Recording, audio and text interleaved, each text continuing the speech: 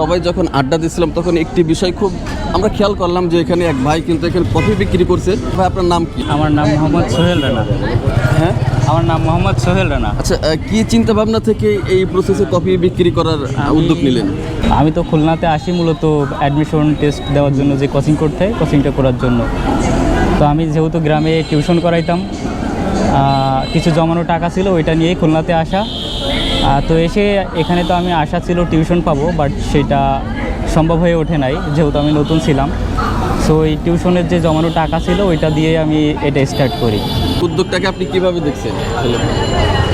Actually বাইরের দেশে কিন্তু আমরা যেটা দেখি এগুলো খুব মানে অ্যাভেলেবেল, এটা কেউ খারাপ চোখে কিন্তু দেয় না। কিন্তু আমাদের দেশে যেটা হয় যে ও কফি বিক্রি করতেছে, চা বিক্রি করতেছে, তো সেই জায়গা থেকে এই যে ছেলেটা কিন্তু যথেষ্ট তরুণ, সে পড়াশোনায় নিশ্চয়ই ভালো, নাহলে সে অ্যাডমিশন দিতে আসছে না।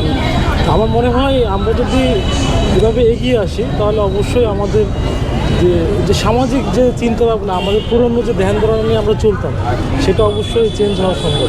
এটাকে আমাদের অ্যাপ্রিসিয়েট করা উচিত। তো ভালো লাগলো এটা তোমার, এটা দেখে তুমি করে বললাম যে তো বয়স অনেক ছোট হবা, অনেক ছোট। এটা শুরু। আমরা সে হয়তো তার হাত খরচ চালাচ্ছে, পরবর্তীতে দেখা গেল তার সংসারও সে সাপোর্ট দিতে পারবে এবং ভবিষ্যতে সে এখান থেকে কিন্তু অনেক বড় কিছু করতে পারবে। আমরা অনেক বড় বড় কফি শপ দেখি, এমন আছে যে আজ থেকে 10 বছর পরে আমরা তার একটা বিশাল একটা কফি শপ দেখতে পেলাম। কারণ তার যেহেতু উদ্যোগ আছে, উদ্যমী আছে।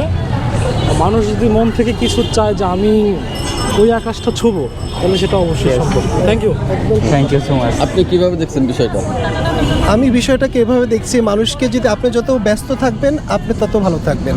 আর এই জেনারেশনে এই আমাদের যে ভাই যে কফি ব্যবসা করছে বা যেটা বিক্রি করছে, এই বয়সে যদি যে যত ব্যস্ত থাকবে না, তার কিন্তু লাইফ নিয়ে চিন্তাটা বেশি থাকবে। এই বয়সে ব্যস্ত কম থাকলেই কিন্তু তখন সমাজে যে অবক্ষয়গুলো হয়, বিশেষ করে ড্রাগ বা সমাজে বিভিন্ন ধরনের যে অপচেষ্টা বা অপসংস্কৃতি যে তৈরি হয়েছে, এর কারণটা হলো আমরা ব্যস্ততার ভিতর থাকি না, আমরা শুধুমাত্র বাপেরটা খাই, নিজের টাকা দিয়ে বাপের টাকা দিয়ে চলি। বাট কিন্তু আপনি যখন নিজে ইনকাম করতে শুরু করবেন তখন কিন্তু আপনি টাকাটা অপচয় করবেন না। এই যে এইটা কিন্তু সমাজের উদাহরণ হিসেবে থাকতে পারে, যে আমাদের ইয়াং জেনারেশনদেরকে কিন্তু এটা কিন্তু উদাহরণ হিসেবে আমাদের সমাজ এস্টাবলিশ করতে পারে যে আপনি লেখাপড়ার পাশাপাশি যেরকম টিউশনই করতে পারেন, এই যে কফি বিক্রি করছে এটা কিন্তু একটা উদাহরণ। আপনি চাইলে কিন্তু ভ্যানে আপনি একটা শপ খুলে চলতে পারেন, বা আপনি একটা সবজি বিক্রি করতে পারেন। এই উদাহরণগুলো যদি আমরা সমাজে এস্টাবলিশ করতে পারি, আমাদের কাছে কোনো কাজই কিন্তু ছোট না, কাজ কিন্তু আপনাকে সমৃদ্ধ করে।